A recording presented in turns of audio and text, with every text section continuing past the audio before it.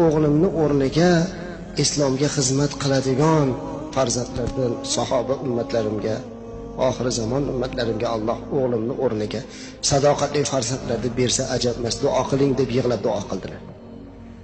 Ya Jabroil, o'g'lim bilan xayrlashib olishlikka ijozat berilarmikin?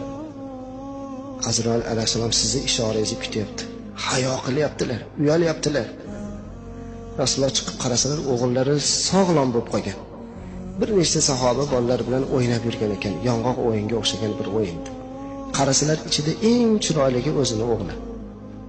Go'zal xulqlik, go'zal suratlik. Rasululloh uzoq o'g'illariga tikilib turdilarda, "Ya qurrata ayn, ey ko'zimni qarosi, ta'al bu yoqqa keling" dedilar. O'g'illari yugurib keluvdilar, o'g'illarning boshini silab, bag'riga bosib, "O'g'lim, siz safarga ketadigan bo'lib qoldingiz-ku" dedilar. Xursand bo'lib o'g'illari "Hal albisa libasan jadida", unday bo'lsa yangi kiyimlarimni kiyib olaymikin? Rasululloh yig'lab yuborib, "Ey bolam, siz kiyim kerak bo'lmaydigan, dunyo kerak bo'lmaydigan joyga ketadigan bo'lib qoldingiz. Uyga kirib bir mehmonda ziyorat qilib chiqishingiz kerak" dedilar. Fahmu farosatda Rasulullohning qoni bo'lganligi uchun farzand darhol tushundilar. Unday bo'lsa mana bu yong'oqni omonat oluvdim berib qo'yay dedilar.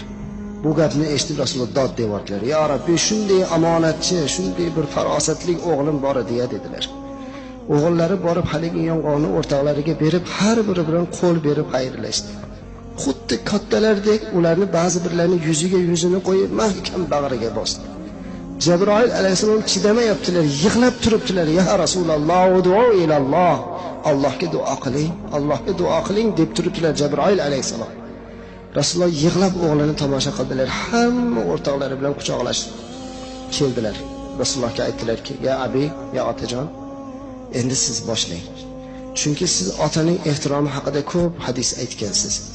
Sizni oldingizda ketsam beodobchilik bo'lmasin, orqangizdan boraman."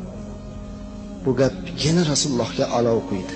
"Ya Rabbi, farosatlik, aqllik, taqvodor o'g'lim bor edi."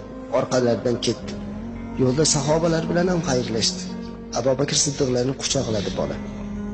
Ular nima bo'layotganini tushunmaydi. Nimaga Rasululloh yig'layapti?